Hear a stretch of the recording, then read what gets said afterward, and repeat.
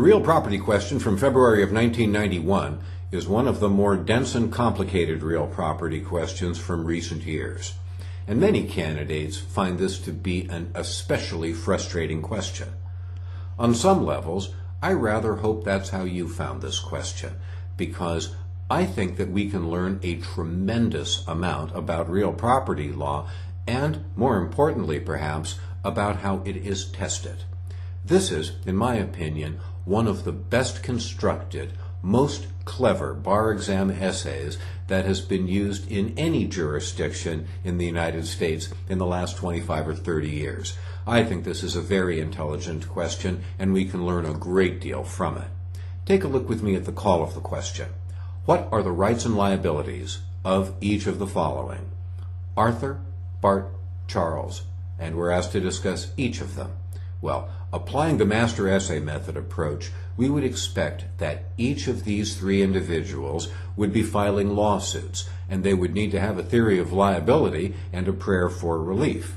And, tentatively, we might expect that each of these three parties would be suing each of the others. Interestingly, as it turns out, that's not true. And what we're really being asked is, what interest do each of these three have in a parcel of real estate? Go to the top of the question, and let's have a look at the fact pattern together. In paragraph 1, we meet Orrin, a person who is not mentioned in the call of the question. It turns out that Orrin stands for owner, and he's our grantor. Orrin owns Blackacre. We find out about it being heavily wooded, how big it is, and that it is both vacant and located in State X. Arthur, our first party in the call of the question, is an outdoorsman and a good friend of Orrin, who, with permission, frequently hikes and camps on Blackacre. Well, a permissive entry is a license, which is freely revocable at any time.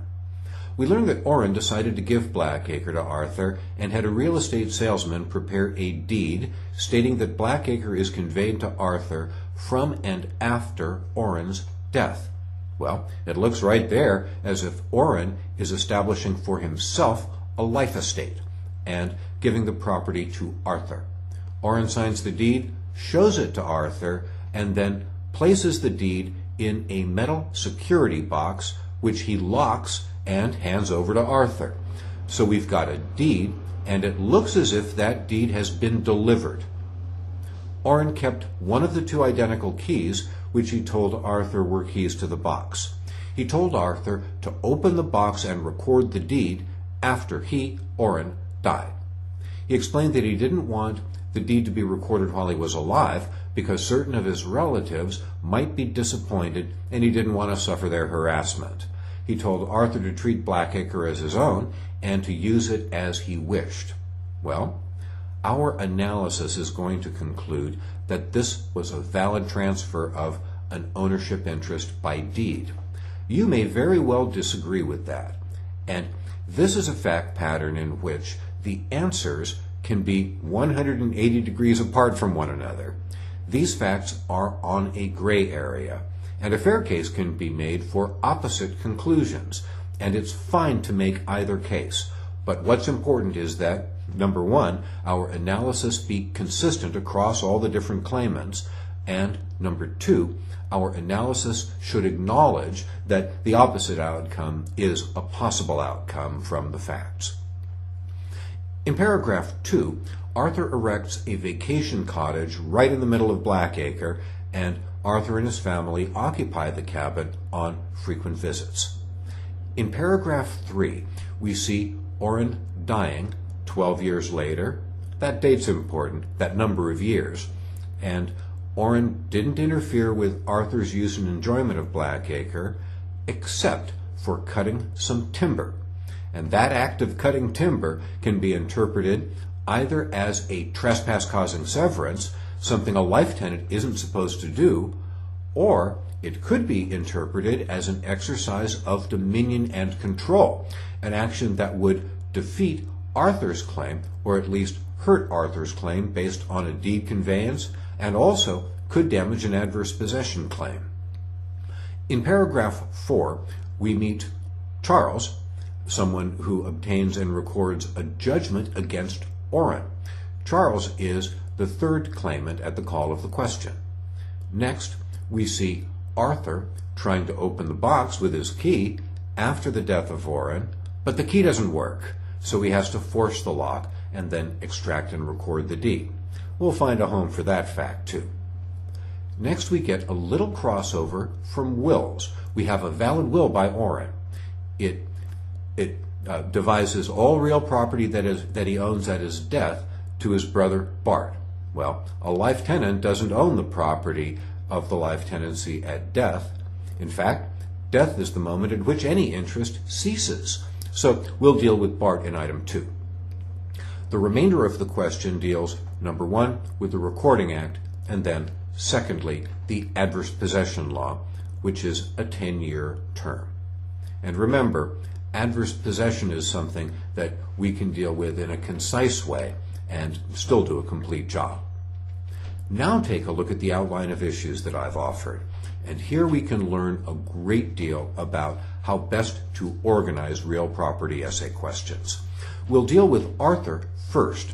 He's the first person indicated in the call of the question, and his claims are by far the most complicated. He's got 2 basic claims for ownership, and he's got 1 tangential claim against the estate that we also want to consider. Arthur's 2 theories of ownership are, number 1, based on the deed. The elements of a deed theory of liability include the deed itself, delivery of that deed, and title. The delivery element is the one that is most in play here. Then we're going to deal with adverse possession. I used a stripped-down approach of the mental approach, the physical approach, and the time element, and then separately I consider Arthur's waste claim against Orrin and his estate based on the severance of the trees. The remaining aspects of the question don't lend themselves to be outlined in any great depth. Bart's claims are based on the will. Charles' claims are based on his status as a judgment creditor. My conclusion is Arthur takes Blackacre free and clear, and I will contend that this success by Arthur was the mainstream answer to this question. The bulk of the people that got passing scores on this essay reached that conclusion, but a significant minority of successful candidates concluded 180 degrees opposite. So what these diametrically opposed answers had in common was, first, they spotted the issues. Second, they analyzed the facts.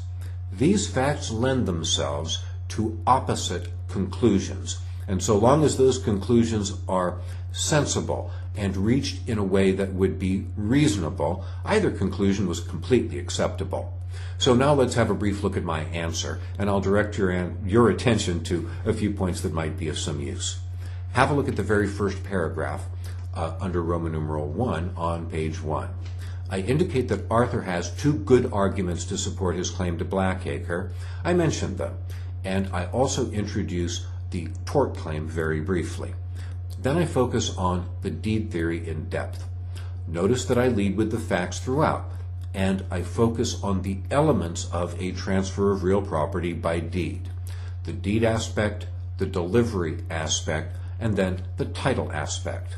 In the deed and delivery sections, please pay particular attention to the time that I spend connecting the facts from the pattern to the legal analysis. This is a fact pattern, perhaps as good as any, to illustrate the idea that you don't have time for long definitions. If you defined every legal issue presented by this fact pattern, you wouldn't have any time to do analysis. And to some extent, the reverse is true. You'll notice that this answer of mine doesn't have a great deal of definitions, and those that are present are stripped to the bone. I focus on the analysis. I use elements of the legal principles as the framework for my analysis. I don't think anyone reasonably could examine this paper and conclude that its author didn't have a very good grip on the law. But we're going to earn our points by doing sharp analysis and by spotting the issues. We're not going to get a lot of points for reciting boilerplate.